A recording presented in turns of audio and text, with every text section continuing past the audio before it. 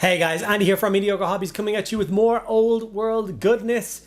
So as you guys know, I'm a huge proprietor of the old world and I try and support it as much as humanly possible. It is the game system that I've been playing the most the last couple of weeks and months, and I have absolutely no intention of slowing down anytime soon. Now, I've done 60 to 70 videos for you guys already on the old world. Can you believe that? 60 to 70 videos. But I still get comments asking for specific things, so I'm going to try and help you guys out as much as humanly possible and get through some of those extra requested videos. Two which keep showing up are Dark Elves and Ogres. So that's what I'm going to do as my next two videos. So the first thing I'm going to do is an Ogre. This is actually the box from my first ever Ogre battalion that I ever bought. And that was the first Warhammer army that I ever bought for myself. I got given an Orc army before that, but I don't consider that to be my first army. Ogres to me are my first Warhammer fantasy army. I love them so much. I still have my original army. I still think it's in pretty good nick and it's still perfectly capable of being set up on a tabletop and play games with, and I will be doing that in the future, so don't you worry about that. Yeah, I decided I would give guys a video today where I paint up one of the new bulls. Not new bulls, but an Ogre bull. Now, one of the good things about these armies, well, there's a good thing and a bad thing. So obviously these are the legacy armies. They are not going to be supported by Games Workshop, so they're not intending to do any new models or anything like that for the old world. They may have some more models up here for Age of Sigmar, which we may then be able to steal and add into the old world, but as of yet, there's nothing specifically going to be done for them. That's the bad side of it, but the good side of it is because it is still being used for Age of Sigmar, it means you can still just buy the models.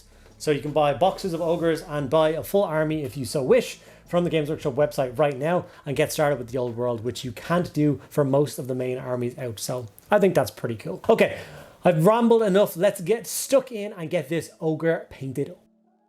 So this is the Ogre bull that I have constructed. As you can see, I'm using the MDF bases. It's pretty much my go-to for all of the old world these days.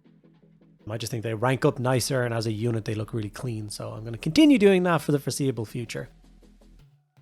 So I've gone for one with a iron fist and a standard hand weapon. It's a really nice ogre. It's just like I haven't actually put paint to an ogre bull in I don't know how long. It's got to be, it could be close to 20 years. Like that's scary, but I think it's close to at this stage.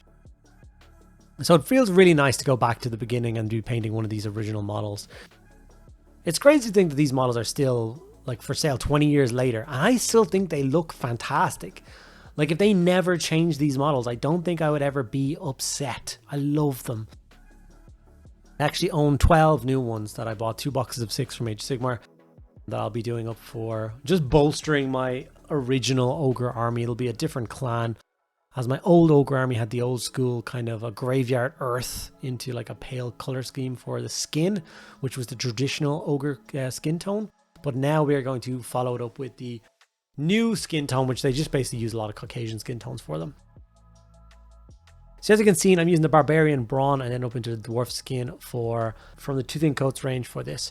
I know traditionally I use the standard Games Workshop paints for painting any and all Games Workshop miniatures. I tend to lean towards the Two Thin Coats when I get to paint something fun and when I'm just kind of let loose and do my own thing, where I don't particularly need to show you guys a specific scheme, if you will. But because of the kind of weight of not having painted one of these for 20 years, I decided to just do my thing and paint it with the paints that I wanted to. And yeah, I have seen the final result and I'm really happy with it. I did make a mess of it at one point, and that point is coming up in a minute now. I did a silly thing. But as you can see, I'm really taking my time, fine pointed brush, and I am just like kind of building up those tones, all those kind of ridged bits. I'm always struggling with skin when it's a bald head, which is funny considering I'm bald myself. And what way you're supposed to highlight that, it's always difficult for me, but I think I got a pretty good job done on him. Then I'm going to follow the natural lines of the miniature, the kind of lines that would come across a pectoral muscle or a shoulder muscle or, you know, bicep or anything like that. I'm very carefully going in with those kind of line highlights. It's just a really enjoyable process. Now here's where I make a mess of things. So traditionally, or at least in the last while anyway, I've been jumping up to Berserker Bloodshade to add some warmth back into the skin. I mustn't have shaken this pot. I don't know what I did.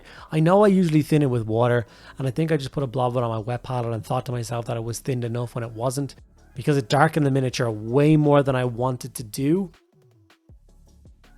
which is going to create an issue, because if anyone is looking to follow along with this tutorial, if you add a little bit of water to this, this won't happen. It won't go this dark, because I had to then take a step back and go back to the dwarven skin and basically relayer the second stage. If you manage to thin your Berserker Bloodshade down correctly and apply it in one coat, you will not have to go back and relayer it like I'm doing here. But I'm in like crazy correction mode now. Now, if you guys are interested in how the final result looks, you do like it and you want to follow along, and you do use Games Workshop paints, absolutely no problem. You can, of course, just use the conversion chart that is on the Two Thin Coats website. They have a conversion for every paint they do into Games Workshop and Army Painter colors. So if either of those two paint schemes are the ones you traditionally use, then you can, of course, follow along with that. If you're interested in picking up some of these paints for yourself, you can get them from places like Element Games. I actually have an Element Games affiliate link down below, so if you want to click on that and buy some paints, it will cost you not a cent more. In fact, you usually get about 15% discount when you purchase from Element Games, and it gives a kickback to me. Also, if you're interested in starting an Ogre army and want to buy some models, Element Games is there for you as well. Or in fact, any and all purchases that you want to make and you use Element Games, if you use my affiliate link, I'll get a nice little kickback. So if you want to help out the channel at absolutely no more expense to you, and please feel free to use that. So as you can see, I'm now jumping up to the elf flesh skin tone and going in for the final highlight.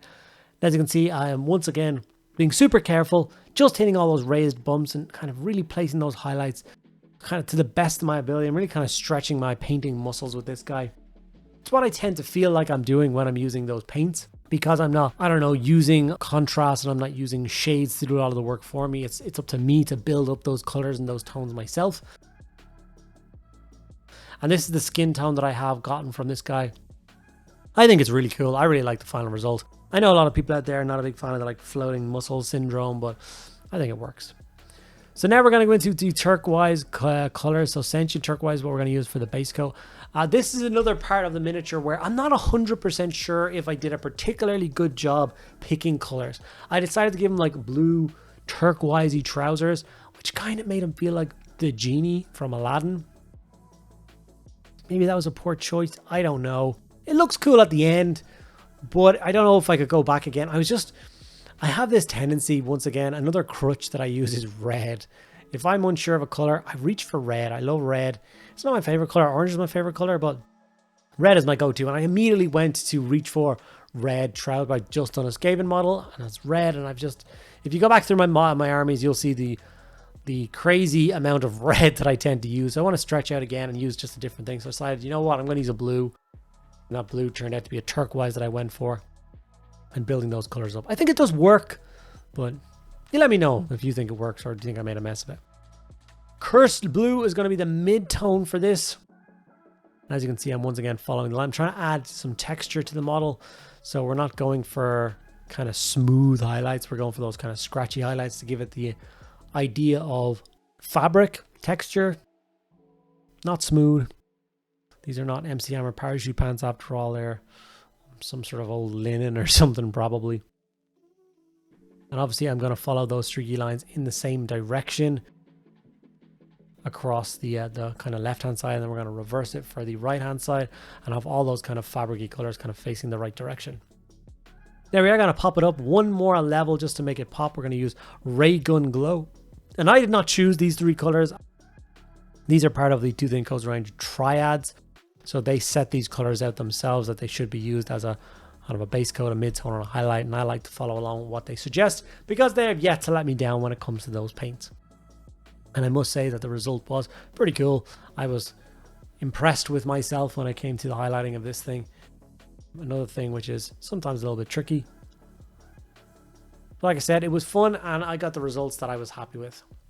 But was blue the correct choice? I'm not sure. And as you can see, because it's an older miniature, there's like really nice kind of defined folds in the fabric, makes it very easy to highlight. Okay, cursed leather is going to be brought in now. It's going to be the base coat for the leathery part. So obviously he's got leather around his belt. And of course, holding on his immense gut plate. And then of course his boots, although he does have kind of steel toe tipped boots on. So we'll do the metallics for those a little bit later. But for now, the cursed leather on those. And then, of course, the handle for his cleaver. And then the leather straps that holds on his little kind of armored bracelet thingy that he wears as well. So just simple. Any brown leather bits that you're interested in doing it, I did for Curse leather. And once again, this is not me choosing the mid-tone highlight base coat kind of thing. This is another triad from Tooth and Coats. It takes the kind of guesswork out of it. Obviously, sometimes it is a difficult thing to try and figure out the correct paint to use to highlight the lower paint with, and sometimes you get it wrong. So it is nice just taking it out. You're like, okay, I think I want to paint this thing red. Okay, here's the 3 base reds. Each one of them is built into a triad, so take those 3 colors and get going. Sounds good to me. Now, it is sad that these guys are in one of the kind of legacy forums, but like I said earlier, if you are wanting to build an army of ogres, they are all still currently for sale, which isn't the case for all the new mainstay armies for the old world for some stupid reason. So currently we can buy Bretonnians, Tomb Kings, and Orcs. That's it. The other 5 armies are yet to be, the 6 armies are yet to be brought out, and we're waiting months now at this stage. So these legacy armies might be the only thing people can reach for to get their kind of foothold in the old world right now. So if you want to do Dark Elves, those models are still for sale. If you want to do Skaven, those models are still for sale. Yeah, those are the ones I would kind of reach for. Warriors of Chaos is a good one. They're a mainstay army, and there's a bunch of miniatures out for them already for the old world, or for Age of Sigmar, which can be used for the old world. I have already done it and they look fantastic, but there is kind of few exceptions to that rule. That's why something like Ogres is a great choice to get started with.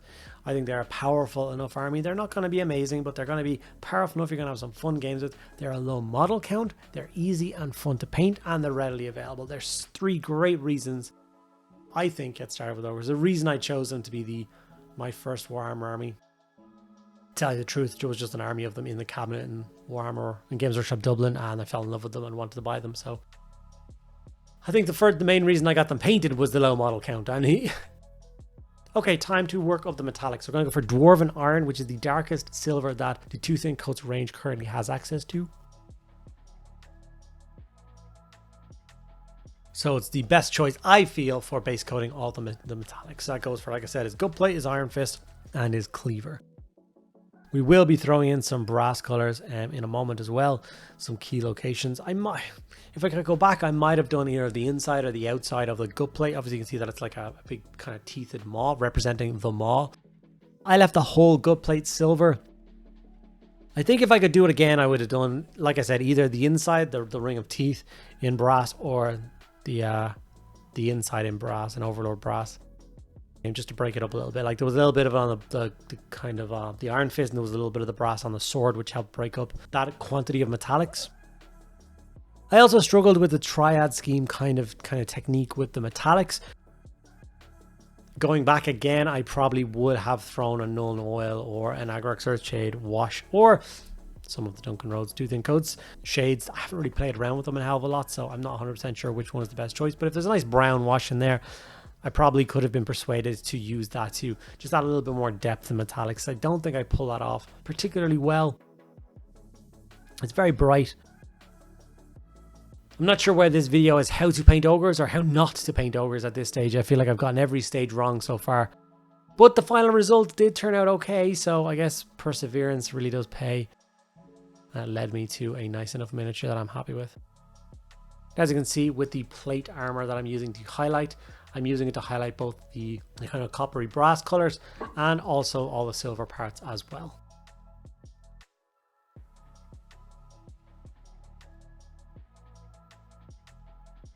Taking my time here, making sure I get all those brass knuckle duster moments there highlighted up. And then of course using some plate silver, sorry. As you can see, I'm going in that kind of streaky same direction to give it that idea of kind of scratched old metal, a little bit worn, a little bit of texture to it, instead of just that flat color. Now, do I think I pulled it off? Like I said, I probably should have thrown a shade on that. So we are going to give him a black beard and mustache. I like the idea of this guy being kind of a younger bull, a younger ogre out there trying to prove himself. He's not one of the Iron Guts or Man-Eater or anything of any notable kind of age or power. So with that, I'm going to give him a youthful was going to say head of hair, but a chin of hair. Obviously just taking my time. All the kind of areas around this are finished to completion. So we definitely don't want to get any black anywhere where it's not supposed to go. You can see this really frames his face as well. We're going to jump up to Death Reaper now, which is the mid-tone for the kind of the highlighting of the black paints for this particular paint range. It's kind of hard to pick up on camera, but it does add a nice little mid-tone to the black. And then from here, we are going to jump over to the Dungeon Stone Grey, which is the final highlight for the blacks, and that will add some nice kind of streaky brush strokes in there as well, which will of course kind of overemphasize the idea of it being hair and fur and broken up a little bit.